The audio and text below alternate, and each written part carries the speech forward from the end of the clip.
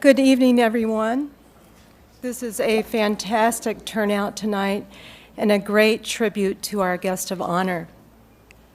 My name is Ashley Kistler. I'm director of the Anderson Gallery here at VCU, and it is my great pleasure to welcome you to this conversation with artist Judith Godwin.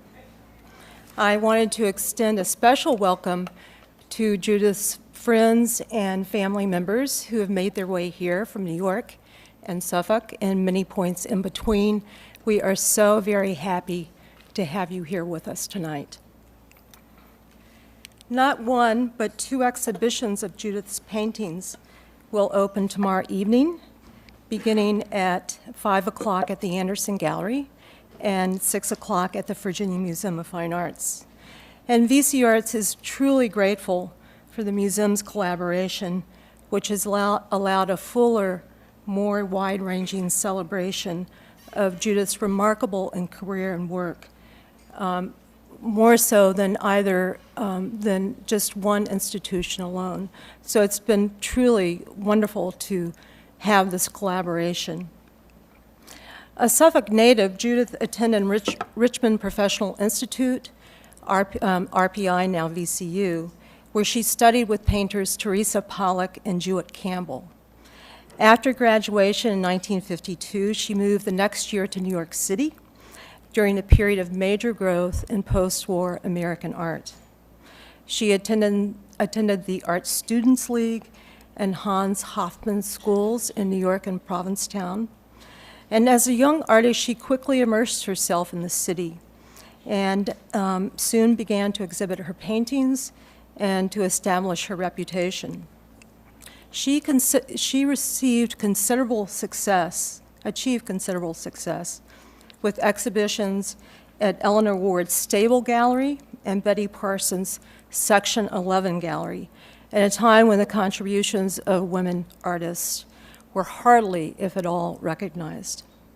So this was really, truly, she was paving the way.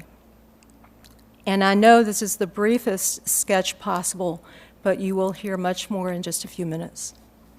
Featuring 25 paintings from the 1950s and 60s, Judith Godwin, Early Abstractions at the Anderson Gallery, offers an in-depth exploration of this critical period in her development, which was shaped by the lessons of Hofmann, the tenets of Zen Buddhism, and the choreography of Martha Graham, just to mention a few sources of inspiration. The exhibition was organized by Renee Ballereau, who is chief curator at the McNay Art Museum in San Antonio, where the exhibition premiered in 2008. And a very special welcome to Renee, who has made his way here from Richmond, from Texas, and we're so grateful that you could be here to join in on this conversation. Thank you, Renee.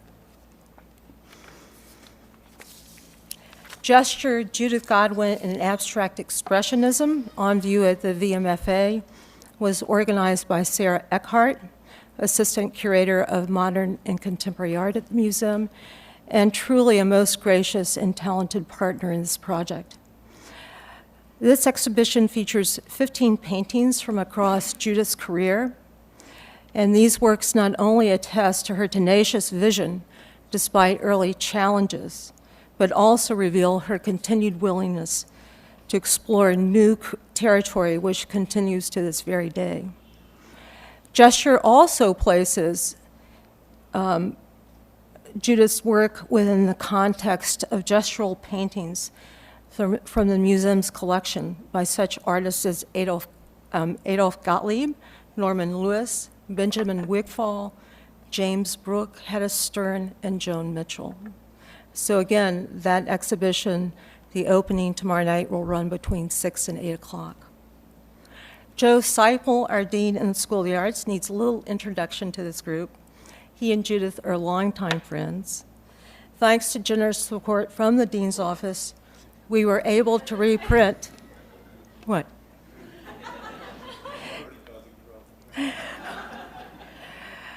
Thanks to support from the dean's office, we were able to reprint as a hardbound book the catalog that originally accompanied this exhibition in San Antonio. And you can purchase your very own copy at the Anderson Gallery tomorrow night. The book is also for sale at the museum shop. Finally, I wanted to extend my personal gratitude to Judith for her generosity in sharing these stunning exhibitions with us, for her patience in weathering countless calls and requests and questions this past year. I feel very privileged to have worked with you, Judith, and have learned much from your example. Thank you so much. So please welcome Judith Godwin, Joe Seipel, and Renee Ballereau.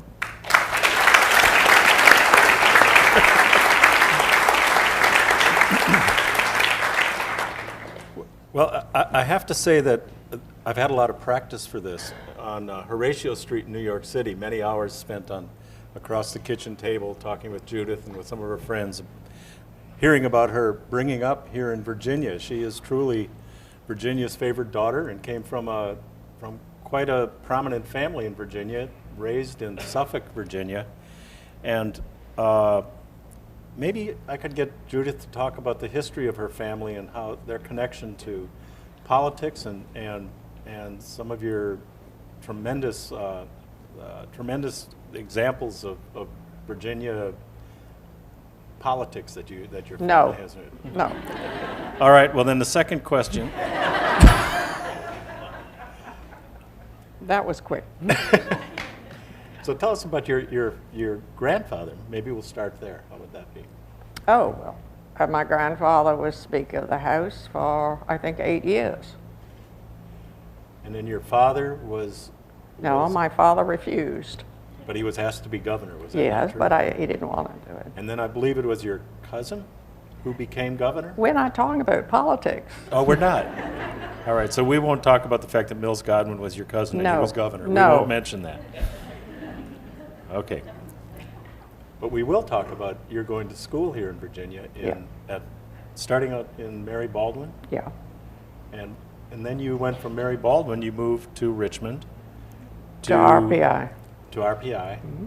What was that about? Why did you leave Mary Baldwin to come to RPI? Well, my sister had gone to Mary Baldwin and had been extremely popular and interested in certain social things that I was not particularly interested in. And I, at one point, decided I wanted to study art. And I was advised by Horace Day, who was a lovely guy at Mary Baldwin, and Elizabeth Nottingham Day, his wife, who was lovely. And they both advised me to go to RPI because that was a very good art school. And so I just decided after 2 years of Mary Baldwin that I would go there, and I'm glad I did. Now, had you painted at Mary Baldwin, and is that how they? We did mostly drawing and watercolors outside. And one of the watercolors that I did there was selected by the Chrysler Museum Irene Leach exhibition, or they gave a prize. And I was voted the most popular in the show, so. Perfect. But we used plastic cast and that kind of thing, and that was just not what I wanted to do. So. I mean, you're talking about you were talking about the early 1950s, and so this painting, which is actually in the show here at VCU, is from 1950, which is a time you were a student and you were making these paintings as that was at RPI. At RPI, mm-hmm. And it's interesting now that we've placed them in this exhibition in the context of the larger context of your work. So when you look back at a painting like this from 1950, what do you think about that painting? Because it's a very sophisticated painting for a student to be making at that time, early in their career. You asking me? I'm asking you. I think it's good. You think it's good? And I know when we looked at that painting in your studio in putting the exhibition together, you hadn't really looked at those paintings in a long time. So when we pulled those paintings out and sort of laid them out across the studio, and you saw those paintings, was there some kind of revelation that happened that you saw these paintings after maybe having really taken a look at them for 30 or 40 years? Yeah. Well, I could see sort of how it evolved over a period of time, that I really went into abstract painting. So what were you doing just before making these sorts of paintings? Was it more realistic or representational?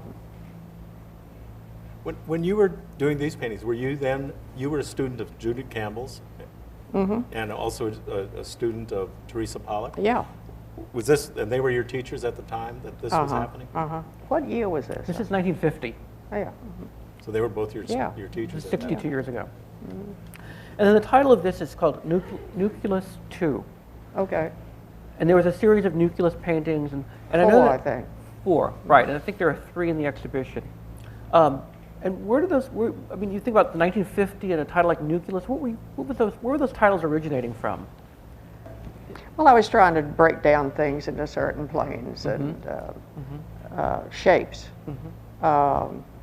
from realism. I mean, I was using realistic things and using them and breaking them down. Here's another. I think there might be one before this. Here's another example, another Nucleus painting, also from around the same time. And what is the other one? Those are the only 2 we're going to show tonight. The only 2?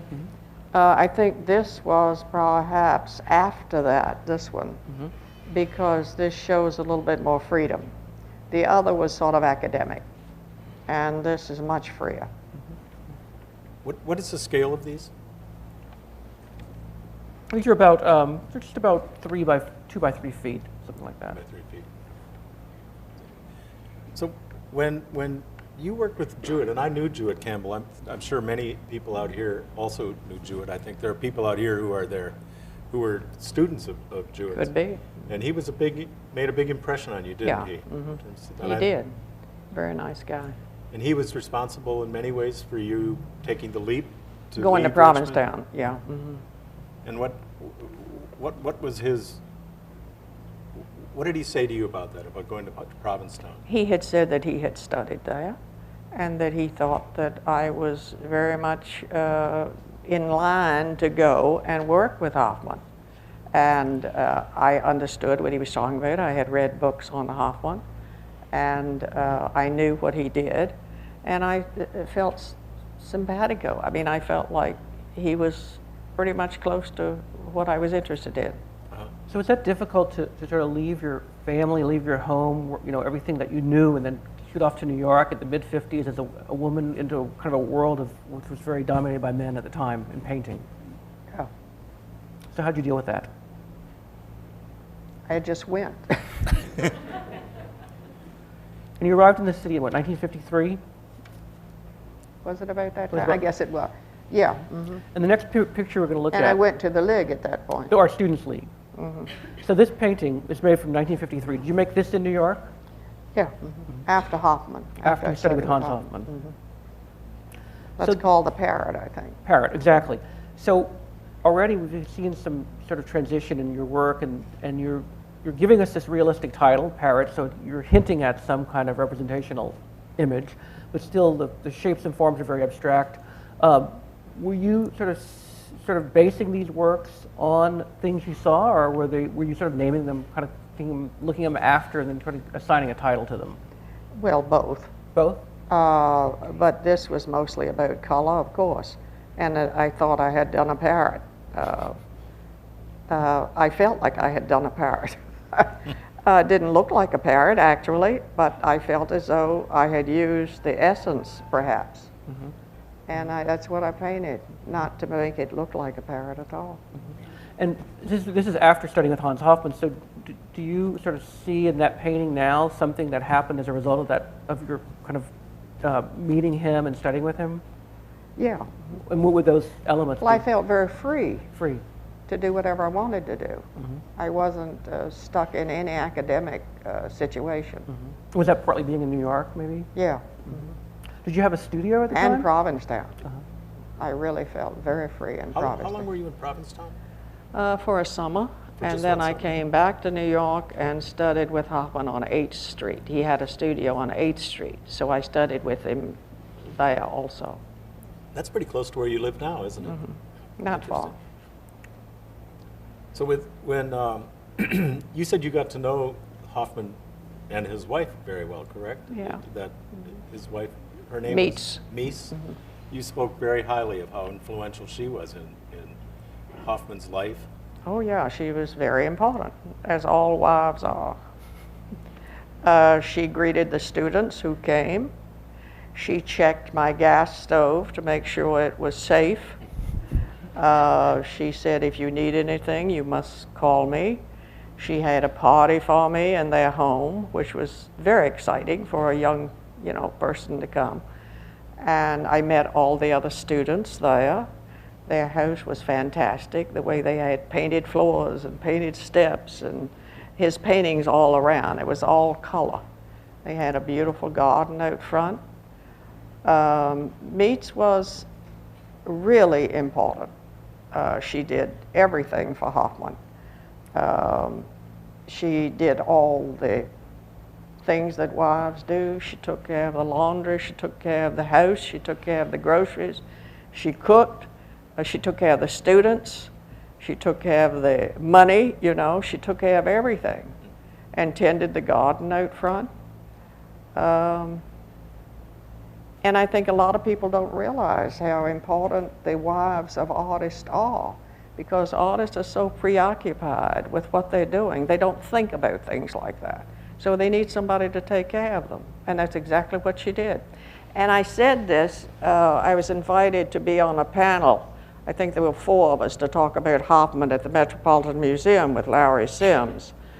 And when I said this, I was amazed of the applause that came from the audience. Not that, just that, but women stood up and applauded. And these were mostly women who were wives of painters, and they knew what it was like to be married to a painter. So I'm sure a lot of wives married to executives do the same thing. Yeah. So here's the wives. Now There's to your wife. Cheers. we're going to jump a couple of years to 1955. And this painting is very atypical of the paintings and the other paintings in the show, and it's more open, sparser, almost looks like a large watercolor in a sense, the way you kind of use the paint on the surface. And it's called Ode to Kenzo. And I know that this is a reference to the painter, to a painter friend of yours. So why don't we talk a little about that? Kenzo Okada? Kenzo Okada, right. Yeah, he was a good friend. I was in my Japanese period, I think, at that point. I had been reading Suzuki. I had been with Kenzo and Kimi. They sort of took me in as a young person that had just come to New York and didn't know a soul. And I met them at Betty Parsons' gallery. And they just sort of adopted me, as it were, and had me for many a Japanese meal. And we would take picnics together over to George Nakashimaya's studio. You know who he is. Well, some people might not, so. Oh, well, he's a fabulous furniture maker. His pieces now are really collector's items. And we would go with Betty Parsons on picnics over to George's, and I had a beat up old Plymouth, and we'd take my dog, and we'd go over and stop at a farm or something, when you could do it in those days. And Kimi would bring blankets and baskets of food and all kinds of stuff. And we'd spread everything out and have a lovely picnic. And Betty enjoyed them so much, and she laughed, and we had wine and whatever. So we had many good times. And were your conversations about art in the art world, or Oh, sure. painting? And Yeah, what we so liked. you, as a young artist, this must have been very inspirational to you. Yeah, and to get to know Betty was fantastic. And didn't Kenzo actually introduce you to Betty Parsons? Is that correct? Yeah. And that's when you started exhibiting Exactly. with her? And then she started another gallery, correct? Section 11, Uh-huh. which was 2 doors down the street from her gallery. Who else was showing with her at the time? Oh, lots of big boys. And then Sidney Janis took a couple of the big boys away. And Sidney asked me to join, and Betty was a woman, I was a woman. She took me in, and she didn't show a young woman, and I was it, and I just couldn't leave her, so I stayed with her. And then she opened section 11, and Ray Isbecki was in charge of that. Great guy. And I had my first show on 57th Street with Betty. And I was a nervous wreck. And Ray called, and I said, hello. And he said, Judith, what's wrong? And I said, nothing, nothing. And he said, Judith, what's wrong? And I said, I can't breathe. And he said, you're having an anxiety attack. And I was 20-something, I don't know how old I was. 25? Yeah, whatever. And I said, I can't breathe. And he said, sit down. I was in the kitchen. Sit down on the floor. So I sat on the kitchen floor. And he said, now don't hang up. And I didn't hang up. And every couple of minutes, I'd try and breathe, and I couldn't. And every now and then he'd say, Judith, are you there? Yeah. And he said, look, don't hang up. I'm going to get you through this. And so he stayed on the phone with me for probably 20 minutes or so. And finally, I caught my breath. When I heard him talking, caught my breath. And I said, I'm okay, Ray. And he said, okay. He said, if you don't call me back, though, in 30 minutes, I'm coming down there. So he sort of worked me through it. But they had a wonderful thing. Betty didn't have any money. And to take on women meant that she wasn't getting any more money because people weren't paying attention to women. And so Ray, having been in the Army, got a field telephone. And he hooked it up. I don't know how he did it. He hooked up a wire, whatever one had to do, out the back window of the gallery, over across 2 buildings to Betty's building that she was in, and went down from the roof, I guess, and into her window. And so when we had to talk to Betty, he would just get under the desk and do this thing, whatever he did, and hand me the thing and say, there's Betty. And so we talked. And she didn't have to pay a telephone bill. That's great. We went to great extremes without any money. That's a great story. Not sure what happened to our images because they just kind of disappeared. But another, while they're getting that back on track, another important woman creator that you were close to was Martha Graham, the sort of iconic 20th century choreographer. And I know that we're going to look at a painting right now called Lamentation, which is really an homage to Martha Graham. And I know that besides being in the visual art world and the kind of gallery museum world in New York, you were also very interested in theater and dance and that world. Mm-hmm. And clearly those other arts informed your painting. So let's look at this painting for a minute. And I noticed this afternoon I was at the Virginia Museum of Fine Arts looking at the exhibition. It's interesting all the kind of references to the body that are sort of implied in your work, the kind of motion and movement. And you really see it in a painting like this. Let's talk about the way you were thinking about the body and movement when you're making these sort of abstract paintings. Well, I had seen so much of Martha Graham, and first I had seen Barbara Morgan's book on photographs, and I was truly devoted to that movement and to her kind of dance, which was contemporary dance, and not everybody liked it, and it wasn't that well known then. And she happened to be on tour, and this was when I was at Mary Baldwin that long ago. And I was with the Athletic Association at Mary Baldwin, and I went to the dean and I said that Mary Baldwin, the great modern dancer, and I took Barbara Morgan's book, to try and talk her into it, and I said, she's on tour, why don't we have her and have the Athletic Association sponsor her? And she looked at the book and she said, well, I'll, find out and whatever and get back to you. Well, 2 or 3 days passed and she finally called me in and said, "We're going to have her." And I was thrilled. And she said, "I want you to take charge of her." Well, I nearly died. And I said, "I can't think of anything I'd rather do." And so Martha came with her troupe. She performed. Everybody in Stanton loved it. They'd never seen anything like it before. And I had the opportunity to be with her for quite some time.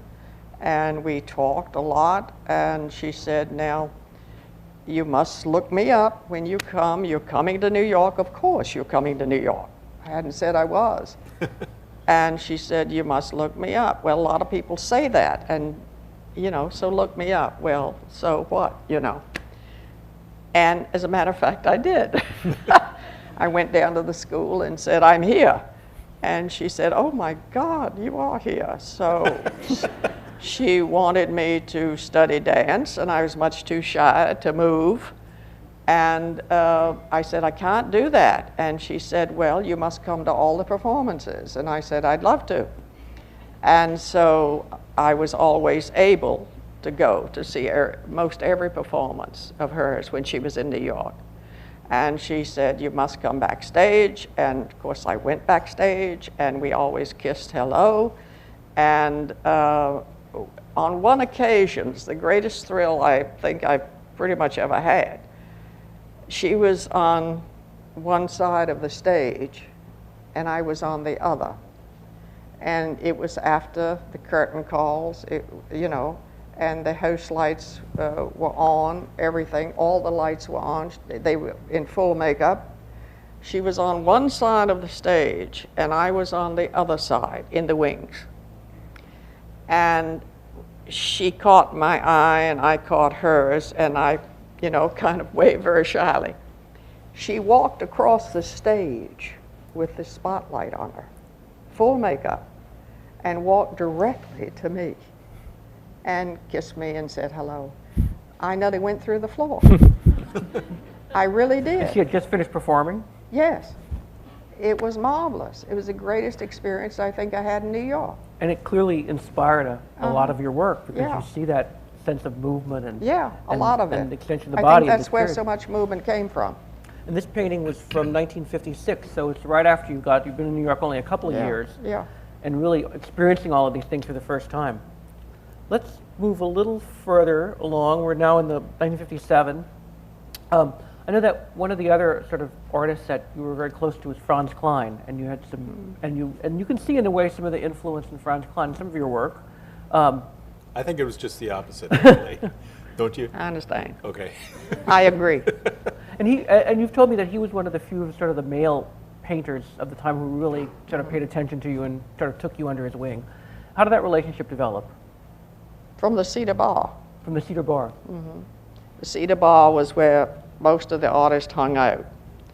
And as a young person, I knew about that. And I didn't have anybody to pal with, so I would go over by myself and stand at the bar and order a beer. And every now and then look around, and you'd see all of the big boys, all of them. Any women? Maybe two. All of them sitting out there, Pollock, everybody. And you just felt very, shy, very sheepish, and they didn't pay any attention to you anyway, so. But Klein often, when he'd sit in, there were little booths right behind for two, right behind the bar, right in front of the bar. And he would look and he'd see me, and he probably saw me somewhere before, and he'd say, and so I went over and we had spaghetti every now and then. But James Brooks was the one that really took me under his wing. And James Brooks and his wife, Charlotte, would have me for dinner. And Jim is the one who invited me to be in the stable show. It was an artist invitational show. And they were only a couple of women in that show. The others were the big boys. And so that was a great thing he did for me. And we became very good friends. And in the show at the Virginia Museum of Fine Arts is a lovely James Brooks. So it's nice to see the two of you in the I'm gallery anxious to see adjacent. it. Really, really lovely. It was interesting you talking about being invited to people's houses. You told me a wonderful story one time about how you and your friends would get together when you were pretty much down on your luck, I would say, and living hand to mouth. Exactly. There's a great story about how you figured out how to get a meal together between the 3 or 4 of you. Yeah. Would you mind telling us that? Because it's such a great... Well, I'm sure all these kids have been through it. I had a thing about codfish, and I think I could get a can of codfish for what, in those days, 20 cents or something. I don't know how much it was now. And so I would buy a couple of cans of codfish and some onions. And of course, everybody used cornflakes, you know, as a filler. And and tomatoes, canned tomatoes. And so I would put all that junk together and mix it all up and put cheese on top of something and stick it in the oven, whatever. And one guy would bring bananas and one would bring something else and whatever. It always ended up with a lot of guys, you know. And we would have what we thought was a very sumptuous meal. And it turned out to be not much. Mostly artist friends? Yeah, all artists, yeah. And they were all, you know, we were all in the same boat. Mm-hmm. My family paid for my rent, which wasn't very much. Where was your studio? It in was the village? in the meat market. Oh. So it was very cheap then. Not anymore. No, I guess I should have hung on to that apartment. Yes, you should. We're just gonna, looking back in a second. Here, we have a very young Judith here in front of this large painting. You can see this, for those of you who don't know the paintings in person, you can see sort of the scale of the work from the 50s. Mm-hmm. And this was from your Parsons show, the Betty Parsons exhibition, right? Mm-hmm. Were these, I've always been curious, are these photographs, were these posed for publicity for the show? Ray took this. Ray just fooling around one afternoon, and he said, "Sit down over there." And of course, this is before, you know, women wore jeans everywhere. So I think I had a skirt on. And so he said, "Sit down." So I sat down, and he took a picture. Can I just move off task just a little bit? Because you have to tell the story to the students out here in particular about... Where are the students? Raise your hands. Oh my God, you're way back up there too. You will find out that Judith changed the dress code here at VCU. Would you mind telling that story? That's a good one. Well, you can probably tell it. Well, I'm not sitting in the white chair, Judith. I didn't want this white chair in the first place. I wanted one of the black ones. Let's see, when I was a student at VCU, the girls could not go in the cafeteria, which was like 2 or 3 feet in the ground anyway, you know. It was way down there, and you had to go down steps. It was next door to my dorm, Rita Hickok, and the other, what was the house next, what's the house next door? Ginter House, maybe? Well, right next door. And so it was a low building, 1-story building. And you could not, a girl could not go into the cafeteria unless they had a skirt on. And we would go from painting class, and if any of you are real painters, you know that you get paint all over you and your shoes and everything if you really get involved in it. And so we were students and we were really involved. And so I ended up with jeans, and I wore them for a few days because they were covered with paint and you didn't want to keep messing up your jeans. So I kept thinking, this is crazy, because from studio I went directly to sculpture across Franklin and behind one of the buildings in a garage, and then came back and had to go, you know, to my other class. So I thought, this is crazy. I'd go back to Rita Hickok, change, take my jeans off, put on a skirt, run to the cafeteria, are able to have lunch in 10 minutes, okay, run back to Rita Hickok, change back into my blue jeans, and go to sculpture. And I thought, I don't have time to sit down and, you know, do anything, talk to anybody or do anything. And I just sort of decided that didn't make sense. So I got a note from the dean saying she'd like to see me. And one of the girls in my art class had reported me as to going into the cafeteria with my dirty blue jeans on. And I said, and she said, "Judith, did you do that?" And I said, "Yes, I did." And I explained to her the situation, if you were on my schedule. And she said, "Well, I think that's right. I don't see why they make you do that." And I said, "Well, would you please tell everybody that they don't have to do that anymore?"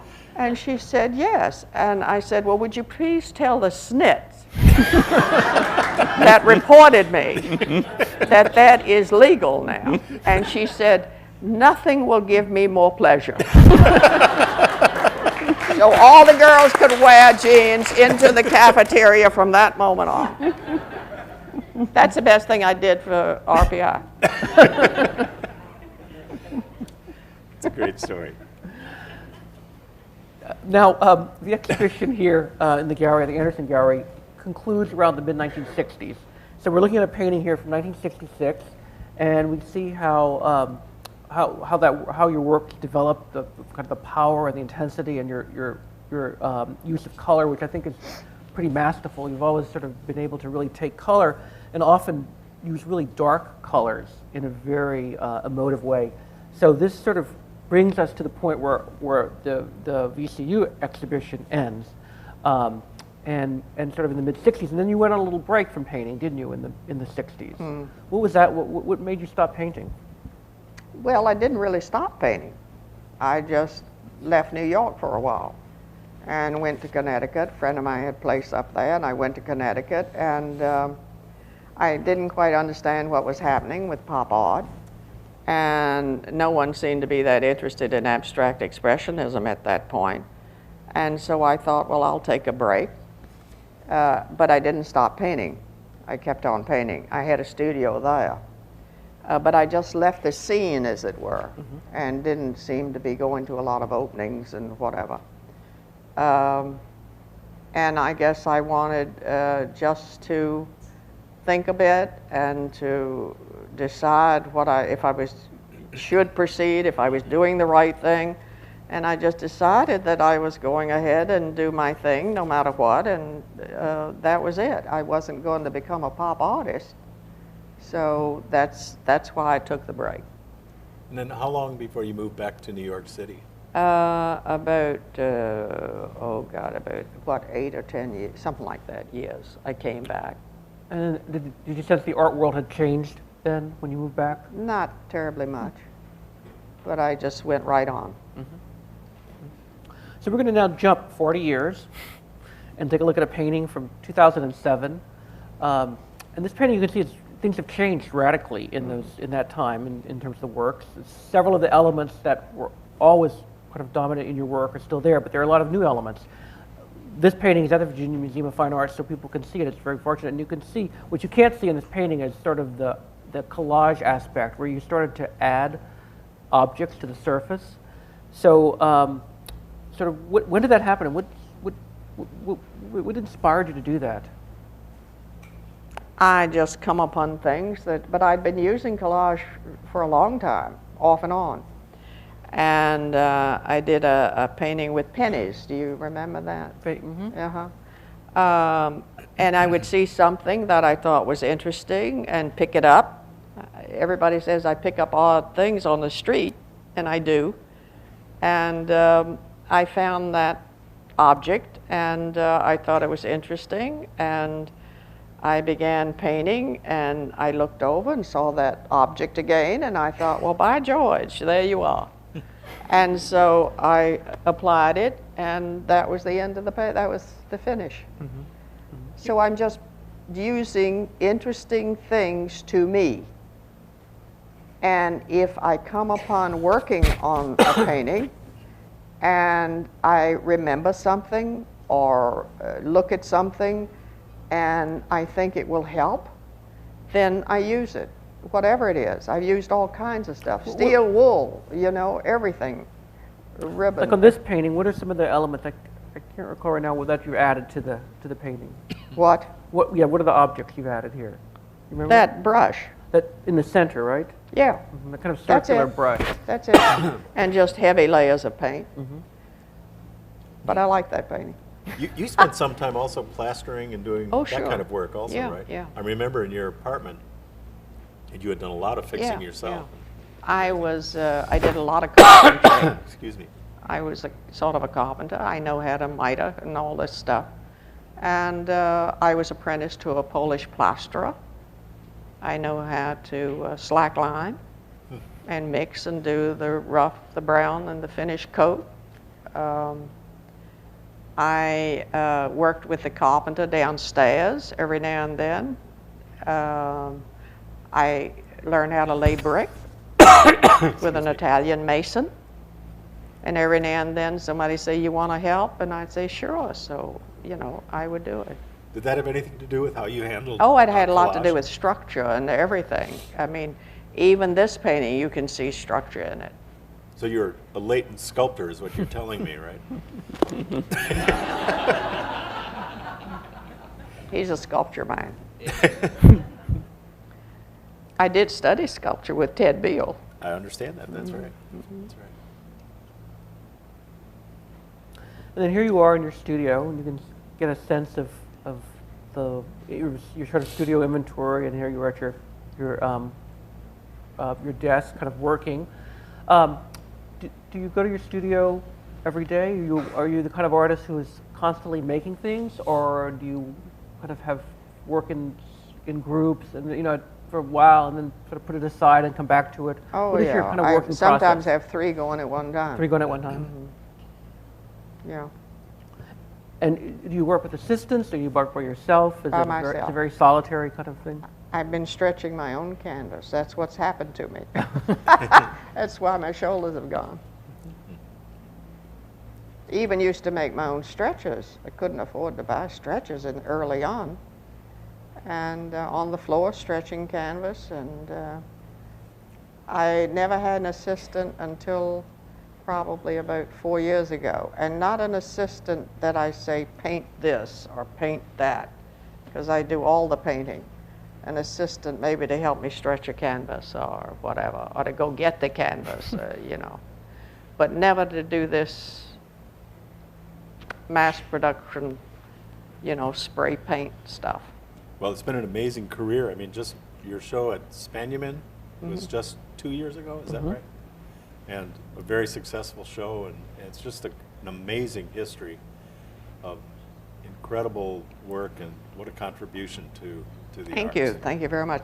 I think abstract expressionism has come back. I've lived that long.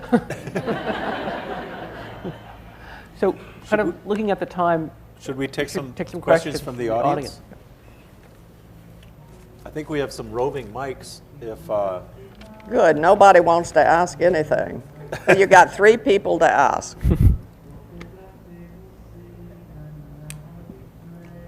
okay, down here.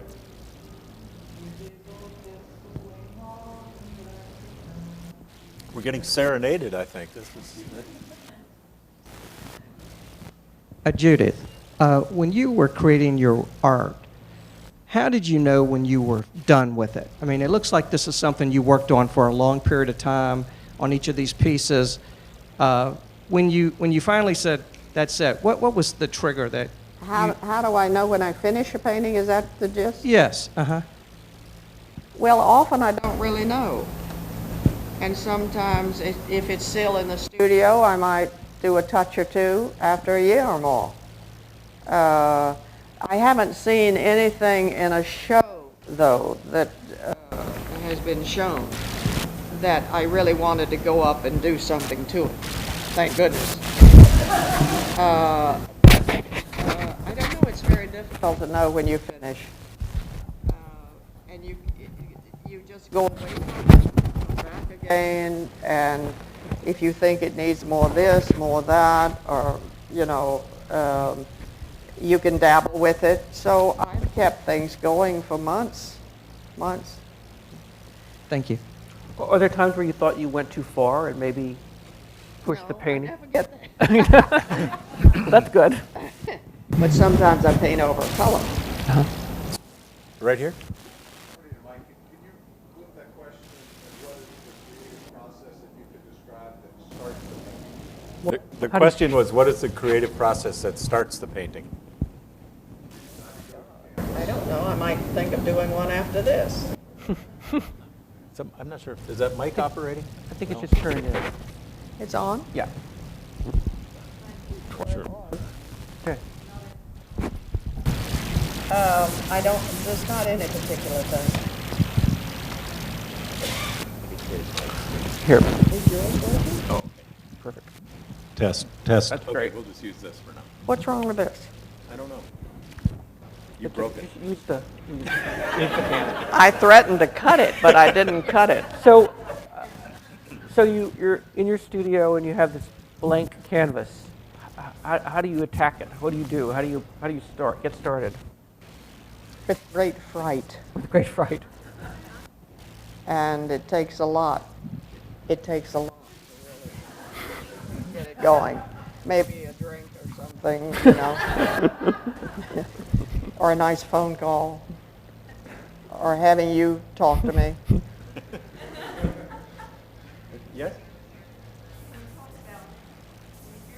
Yeah. The difference or connection between intuition and meaning What I can hear? in your work. It sounds to me like most of it is intuition, or a good bit of it, The connection between intuition and meaning. meaning.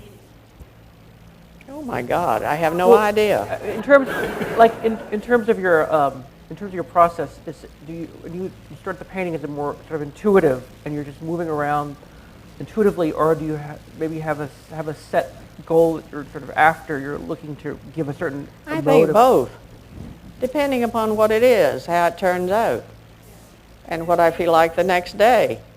Is that an irritating question to ask about meaning or not? What? Is it an irritating question to ask about meaning? No. I don't know. I think that I feel more things than I think about stuff. I'm not an intellectual painter. And I find those paintings that an artist talks about in great detail, and you know, I think that's a little much. I'm more an emotional painter, and I do what I feel like doing. I don't think that much about what what happens. I might think that I would like to do a sunset, but it could end up being a storm. I mean, as I work, I don't set goals like that. So there's a lot of happy discovery in it for you? Oh, sure. Yeah. That's a lot of what painting is. And is that a happy process, or is it a painful process as you make the painting? Do you have a lot of anxiety as you make the painting, or do you feel kind of elevated and released? I think it can be depressing. I think it can be very depressing. And I think that once you keep at it and keep at it and keep at it, you break through, and it can be a very happy experience. It depends upon what happens. Other questions? Oh, right here? I'm an outdoor boy. Judith, I know you're a great gardener, and you've always had amazing gardens in all the years I've known you, and I know your mother did have amazing gardens. Is there a relationship between, is there any relationship you see between the gardening that you do and these beautiful flowers and plants and your painting, and the act of painting? The question for those up there was, Judith is a great gardener. Is there a relationship between the gardens, her gardening, and her work? I think is the question. Yes. Well, I think so, probably. Color-wise, architecturally wise, because I'm interested in the way patterns go and how things flow. And I think that, for instance, I think gardening did, of course, have an influence. And I still said I couldn't live in New York without some dirt to dig in, because I always gardened with my father. And I would miss terribly being able to grow things. But also because when I did work to make money, I was a member of ASID, and I designed a couple of fabrics, and I did a lot of architectural work. I could draw plans, I could pull cable with electricians, and I think that structural stuff was very important. I noticed this with a couple of your things, that there was a lot of structure in that work. And I think that had to do with lifting heavy beams. I mean, we were working with 18-inch thick, hand-hewn chestnut beams in Connecticut. And watching those guys and helping them do some of the work impressed me a great deal. And so there was a lot of weight in a lot of my work that you see. Interesting point. Huh? Really interesting point. Uh-huh. You've seen What? all of these developments in the art world, all these Right, developments in right, painting. right. And I know you have friends who are very young artists who are Yes. doing very conceptual work, photography, media work. I know that you're very aware of all of that. So the question, I think, is about your perspective on having been there, when you started in the 50s with the painting, and then having seen all of the things that develop, and your relationship to all of that, and your thoughts and kind of perspective on all of that. My relationship to it. I was terribly depressed at that time. I don't know what my relationship to that would be. I guess the fact that I was depressed with it all. Because if these people were making, selling work for millions of dollars, that sort of depressed me, because I knew so many good painters that were not able to do that. I don't know what else. Any suggestions? But I do think it must be interesting for you to have just watched The ups and downs. the cycle of it, and I think get a sense of what sticks and what doesn't stick. When you look at it, which of these things actually turned out to be fads, and which of these movements or moments in the world of art are actually going to hang on and become an important part of history. So I think you must have and I'm not asking for that answer, not for that, but just as somebody who's been through it and in the middle of it and watching it, I think very interesting perspective in your point. Well, it was interesting, but as I say, it was kind of depressing at times. I talked to painters about it, and they were all depressed with the cycles. I mean, it was done so quickly often that it just didn't make sense, really. I mean, we were working so hard all of our lives to produce work that was lasting. We were not in it for a fad. We really felt the way we painted. At least the people I knew then felt that what they were doing was important, and they felt strongly about it. And I know a lot of painters that latched on to all of these fads, the different ones, and tried to copy it because they wanted to make money and get on the bandwagon or whatever. And often it worked, often it didn't. But I never really did that. And a lot of painters that are now not recognized stuck to what they believed in, and that was what they wanted to do. And they whether other people didn't like it or not, they were sorry about that. But they felt in their hearts that this is what they had to do. They did it for no other reason, that this was what they were. Whether they were good, bad, whether it caught on or not, they were true to what they really felt. Judith, I don't know that we could end this with a better statement than that. Thank you so much.